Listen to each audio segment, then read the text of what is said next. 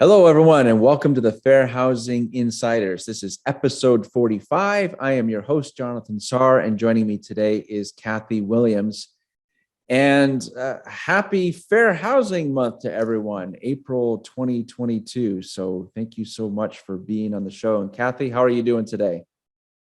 I'm doing good, Jonathan. You know, one of the things I like the most when I am training is answering questions. So I'm pleased we're going to take this opportunity on this video and do just that. I always have to say, I am an attorney, but I cannot give out legal advice during a video that goes out over the, YouTube channel, because legal advice is going to pertain to specific situations with very detailed facts. So please don't misunderstand. What I plan to do today in this video is answer your questions to the very best of my ability and experience, but my answers are not legal advice. I would put them in the category of what my opinion is of the best practice to do in various situations. And again, I'm more along the line of general situations rather than specific situations. Yeah, very good. Thank you for providing that overall disclaimer. Yeah, we want to make sure our audience understands the difference. So over the last few episodes, you've noticed we've been mentioning that to you as our community to pose your questions. So that is what our show is about today. We've curated some questions from our YouTube channel. We want to thank you for those. You will learn more about shows like this if you do subscribe to our newsletter. About 4 times this year is our goal to have a show just like this, where we've gathered your questions and are going to do our very best to answer them in the context of the information that's provided. So thank you for providing these questions. And if you would like to sign up for our newsletter, you can go to our website. You'll see that the link for it there. And in the YouTube show notes, we'll make sure that it's provided a direct link so that you can sign up for the newsletter. So please subscribe to our channel. We appreciate your support. So let's get into our first question. And this is from Rebecca. She kind of provides a little bit of a scenario with some questions embedded in it. So here's what Rebecca mentioned to us. What is the best course of action where a resident tenant has an approved accommodation for an assistance animal with regard to roommate notification? This would primarily apply in student housing communities where rooms are leased individually. If roommate A is approved for an assistance animal, is it allowed for the housing provider to inform potential roommates that there is an animal approved for that apartment? Or does that inadvertently disclose someone's disability status? Thank you, Rebecca, for the question. You know, I appreciate that Rebecca is sensitive to the fact that you should not be disclosing unnecessary confidential information to other residents about a resident's disability. So that is the concern on one side. But as with many situations, we have to weigh the fact that anyone moving into an apartment with shared living spaces have a right to know what their circumstances are going to be. And if they're going to be sharing that apartment with an animal, they have a right to know that too. So we've got to weigh the rights of the resident with a disability who has an assistance animal with the rights of any other roommates living in that apartment who are going to be sharing the apartment with the animal. So I think the best way of handling this is to inform other roommates living in that same apartment that there will be an animal, and describe what kind of animal, dog, cat, bird, whatever it is, because that may be an important fact. And just say that that animal has been approved as an assistance animal that provides a service or benefit to the animal's owner. And that's all of the information to share. Obviously, none of the other details. That's it. So now the roommate can decide whether they are willing to live with the dog, cat, bird, whatever kind of animal. And remember, some people have allergies to certain kinds of animals. Some people have phobias to certain kind of animals. So you cannot require someone to live with an animal who is unable to do so. So the roommate should have the option to opt out and live in a different unit if that's the case. But that all begins with providing just enough information so the other roommates can make that decision. All right, very good. Thank you for that. Appreciate that, Kathi. So Rebecca actually has another question related to the student housing community. So her next question is, in a student housing community, would it be considered steering to have a floor, building, wing that caters to international students? Those students wouldn't be required to live in that area, but it would, in essence, be a shared experience or affinity housing area where anyone who either identifies as an international student or is otherwise passionate about international education could opt to live, and would have options like specifically themed resident evidence and activities. So I guess that's the main question, is that would that be considered steering to have a floor or building that would be labeled as for international students? So what's your thoughts on that, Kathi? This is a complicated, I think it's a terrific question, by the way, Rebecca, but it's a complicated answer. So I have to begin by saying this is a question that clearly should be run by your own attorneys that advise your company on these things. My opinion is that if handled and managed and marketed very carefully, this might be appropriate. But because there is a risk that it would be viewed as illegal steering based on national origin, how it is marketed and explained and obviously administered is really important. If at all times this housing is open to anyone, but it has some clear, suggestions that there's going to be, the activities are going to be from various countries and emphasizing cultural diversity, things like that, that's fine. But the minute you start saying, if you're from the United States, you can't live here, but if you're from France, you can, now we're talking about something that will look like illegal steering. So how it is set up is going to make all the difference. I think if very carefully and properly, I think it's doable and legal. It's just going to take a lot of careful thought how everything is worded. Okay, very good. Thank you, Kathi. All right, so our next question comes from New England Home Finders. And their question is, isn't it deceitful to get models and take pictures of mixed races and put them in a rental office of people who don't live there, when all the other pictures of the people are who do live there? Hanging these models photos to me is lying to the incoming tenants, showing them who really lives there. So good question. What are your thoughts on that one, Kathi? Again, I get the concern from this question, but let's face it, marketing is not just about who lives in your community today.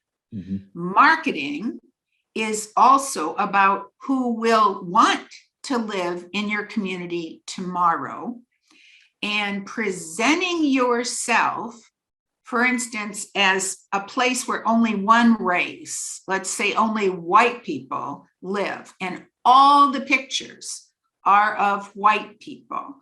that is sending a pretty clear message to anyone who's not white that they are not going to fit in easily, and therefore they may not want to live there, which is going to be a fair housing marketing problem. Mhm. So I think, again, it's how you present those pictures that makes you either uncomfortable because it feels like you're lying, or maybe more comfortable because you're being fully transparent about what those pictures are.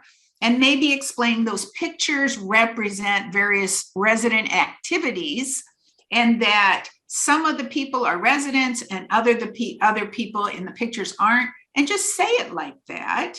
And we aren't trying to trick anybody. We are trying to make sure that how your office is decorated and the pictures you use are welcoming to everybody, a diverse community, and not just reflective of who lives there today. All right, very good. Thank you. Thank you for that explanation. And we have an excellent blog article too on the website that talks about marketing and advertising, and is very broad in its discussion, that has some helpful points, and a resource also that's available for download. So thank you. Very good question. Our next question comes from Deborah. So what position in most senior housing companies stays up to date on fair housing and provides training? So job title, was it the CEO, the VP of Ops? Like, what's your thought on that one, Kathi? I worked with so many senior housing companies, and I have seen it done in a lot of different ways. So it really depends on the individual company, and sometimes the individual people that are at the various positions in that company. Smaller companies usually heap things on the CEO. Larger companies have more staff to distribute the responsibilities for being the person in charge of fair housing training, or staying involved and up to date on what the most recent requirements are. I would say, however, that you absolutely need to know who it is for your company. And so you know who to go to with your questions. But how it's done, I don't think there's a right or wrong way. Some companies are large enough to have compliance managers, training directors. Other companies aren't. And so that responsibility may fall to a regional manager, or maybe one of the vice presidents. So however your company does it, just make sure everyone that works for your company knows who that person is. Yeah, very good. Okay, our next question comes from Jennifer. Is there any issue with suggesting someone put in an application and pay the application fee when you know their background will not pass a screening, or that the property is not accessible? Thank you, Jennifer, for the question. What do you think, Kathi?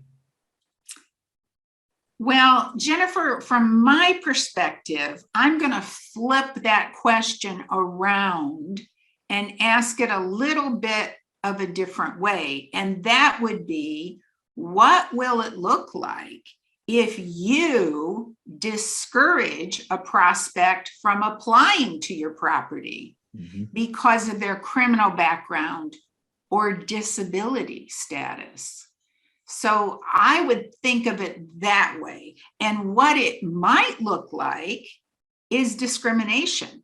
So that's why we suggest you don't discourage people from applying, because you might think you're being a nice person by not getting their hopes up, or, for instance, saving them from the application fee. What a third party or what a fair housing investigator is going to see your effort as isn't being nice, but being discriminatory, because you're discouraging someone with a criminal background, or you're discouraging someone that uses a wheelchair by talking about how you're not accessible.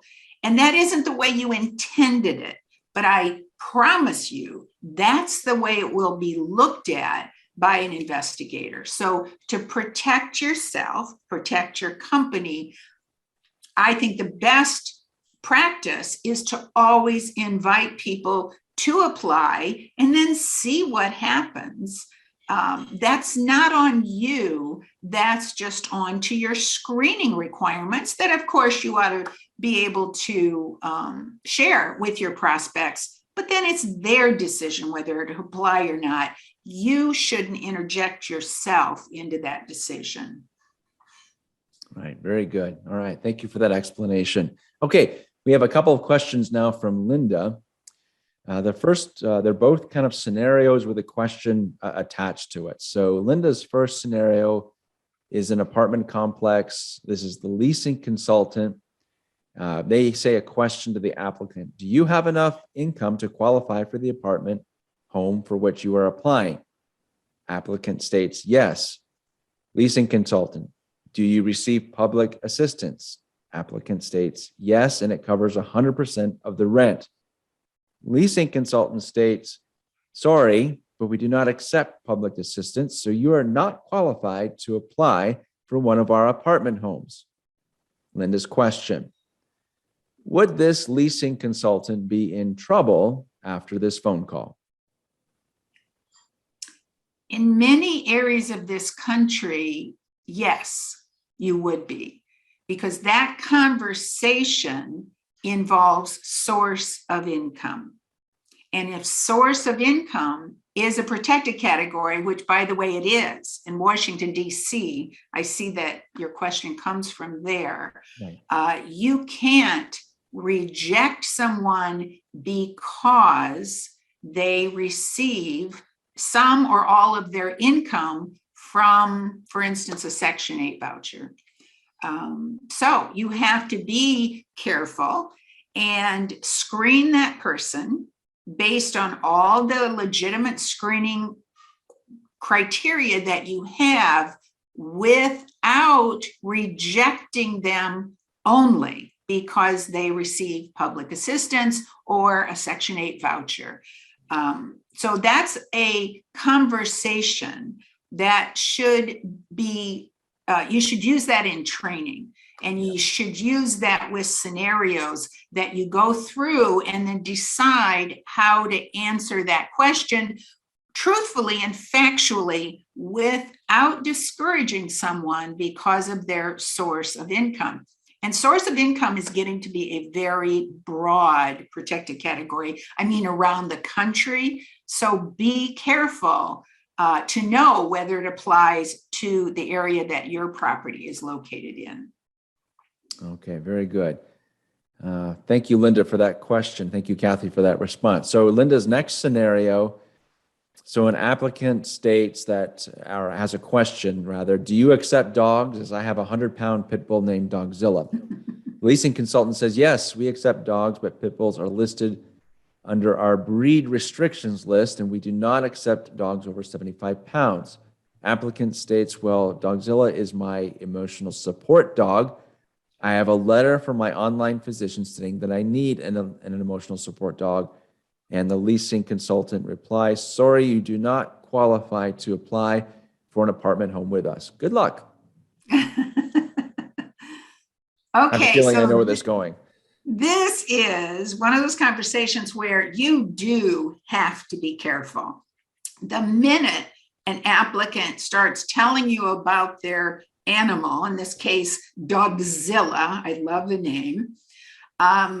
First of all, you may not be talking to a real applicant. You might be talking to a tester. This is a common testing situation. Mm-hmm. So you want to be extra careful that you are correct in what you say. So the best way of dealing with this is to break it down into the statements you make and then the plan to follow up with your policy, your procedures with reasonable accommodation requests later in the application process. So first, make it clear that you do not accept certain dogs as pets because of they're on the dangerous breed list or whatever, as pets. However, you do accept dogs who are assistance animals if needed by a resident with a disability, and that is all part of your reasonable accommodation process. So you want to make that clear. That is very important. Whether Dogzilla is going to be recognized by your property as an emotional support animal or just basically an assistance animal is going to depend what happens during that reasonable accommodation process, and leave that until later so that when you apply, we will provide you with the appropriate paperwork, tell you about verification, whether the letter you have is adequate or whether we're going to need to discuss verification with a different medical provider. So there are ways of discussing that while putting it down the road a little bit so that you can have plenty of time. You do not want to make this kind of decision over the phone, obviously, and you shouldn't have to. So, break it into segments of information and then proceed very carefully through that process. Very good. Very good. Okay. And thank you for those questions too. Those are some great questions and common scenarios that come up. So our next question is from Loretta. Are the tenants allowed to post political signs at their living area during election year? So thank you, Loretta, for that question. Okay, so, I think that we're going to be coming into another election year, and so that could be very relevant around the country. And it's again, this is a little bit legalistic, but I want to give you the general rules. And the general rules are that if you permit residents to hang things in their windows, in their door, on their apartment door, maybe on their patio, if you permit them to have decorations in those areas, then the general rule is you can't determine what that is unless it's, what we call extreme hate language, which you can prevent that. But a political sign generally is not going to be hate language. So if you permit someone to hang their college logo on their patio, then you're also going to need to permit them to hang a political flag. The same with draping it on a window. If you permit people to put things on their windows, other than maybe just the blinds or curtains, then you can't decide what it is they hang with those extreme exceptions that I mentioned. So it'll depend on what your policies are and your practices are as to whether someone can advertise the political party or individual politicians that they're rooting for around their apartment. Okay, very good. Thank you, Kathi. And our last question for today, and I apologize in advance if I pronounce your name incorrectly. So Calliope, I think.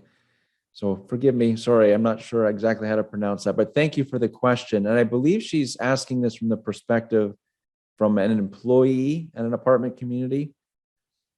Can I personally talk to my residents about my religion? So what are your thoughts on that one, Kathi? That's a very common concern and question. Generally, I would have to say, and again, I invite you to present this to your own corporate attorney and see what they say. Generally, I would discourage that because it gives too much room for residents to accuse you of discriminating against them because they don't share your religious beliefs. Right. So while you may be doing this very innocently, let's say you sit down and pray or share your beliefs with one of your residents, and 6 months later, they don't pay their rent. And so you have to start termination proceedings against them. You have now given them a reason to say, no, it isn't because I don't pay my rent, because I know other people don't pay their rent and she didn't evict them immediately. She's doing that because we are not the same religion. And I told her that. So when you share your religion openly with people in your workplace, you are giving them, I think, unnecessary reasons to use against you. So I would suggest if you want to share your religion, you do it outside of the place where you work, which is your apartment community, presumably.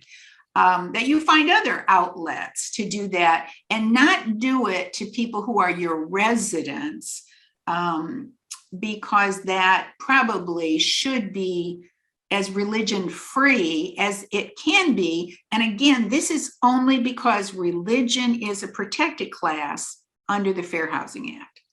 Right. Very good. Nice explanation. Thank you, Kathi. So as a matter of fact, we're using these questions for those who have signed up for our newsletter. You know that there's a contest around these questions. So there'll be a drawing from all those who have participated in the contest today. But just going back to our set of questions, we really appreciate everyone for submitting those. Kathi, any final thoughts about our contributors and the questions that they've submitted to us? You know, I've been doing this for a very long time, and I have worked with thousands and thousands of housing provider and their employees. I am very sympathetic to how confusing this can be for people who are out there working with residents and applicants every day for their job. So I want you to know I really appreciate your questions. And I also appreciate the fact that sometimes this doesn't make practical sense. We try on FHI to remind you of what the law requires of you as housing providers. And sometimes that isn't very practical. Sometimes it doesn't feel like it should be that way. But we're not here to tell you what's right or wrong. We're just here to tell you what you need to be careful of to protect yourself as you do your job, to protect your community, to protect your companies from fair housing violations. That's what we're trying to do here. And part of doing that is to do our very best to answer your questions and remind you of what to be concerned about and what to be careful of. So please keep your questions coming. I appreciate them. We all appreciate them and get it that sometimes this is pretty complicated. So again, thanks for being part of our community. Thanks for sharing your questions, and please keep them coming because we are very happy to answer them whenever we can. Yeah, very good. Thank you for those comments. You know, so many times we've seen the scenarios, especially where someone's just trying to do what would be the nice thing to do, and even the nice thing to do could get them into some sort of a fair housing challenge. So we totally understand that the feelings that are there. So thank you for sharing that, Kathi. Yeah, so happy Fair Housing Month. This has been a great show. We're grateful to our contributors. To learn more about the actual contest, you can go to the website and click on the link there to find out the terms and conditions. But basically, we want to be able to reward those who contribute. So a random drawing that will take place for those who submit their comments, and we have them on the show. So thank you again, everyone.